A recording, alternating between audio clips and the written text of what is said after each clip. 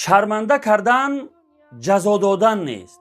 یعنی یک نفری که در پنهانی گناه انجام میتیه، یک کار فحش انجام میتیه، آیا کسی حق داره که همین گناه او را، همین کار فحش او را نواربرداری بکنه و در شبکه ها پهنش بکنه با مقصد این که او را جزا داده باشه تا اینکه عبرت برای دیگران شود؟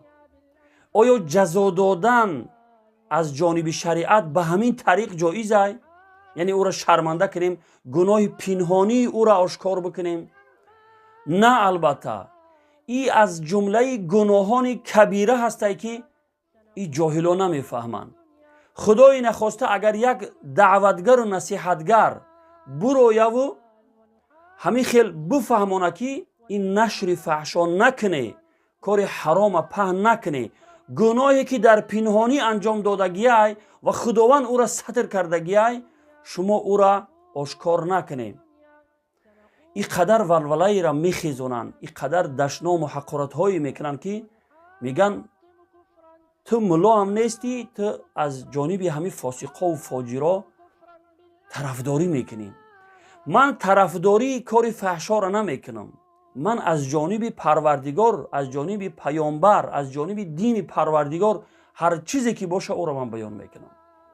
از الله بترسه، اون نفرایی که شریعت پروردگار از پیش خودتون تفصیل میکنی، نکنه ای کارا.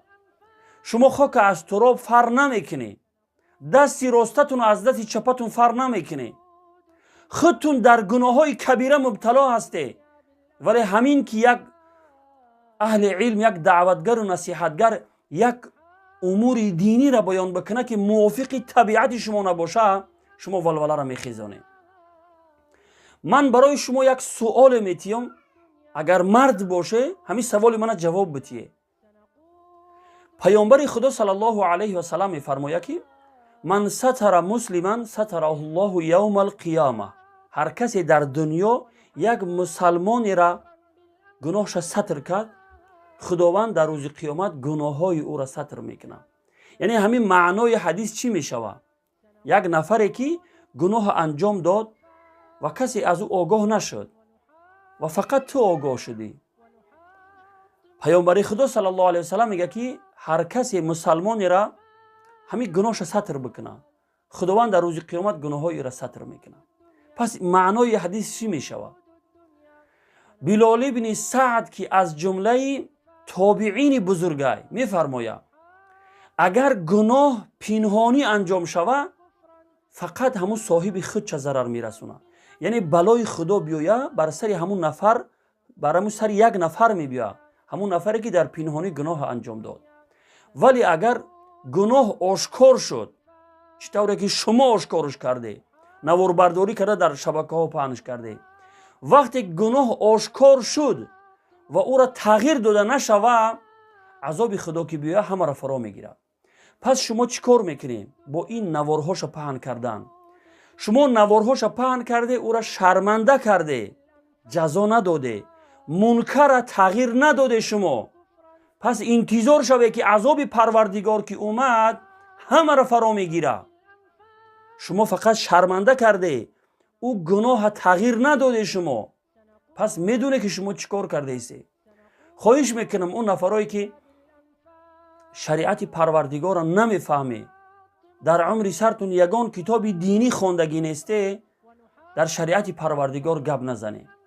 بمونه همین مسائل دینی را، حلال و حرام، همین دعوتگرا و نصیحتگرا گپ زنن.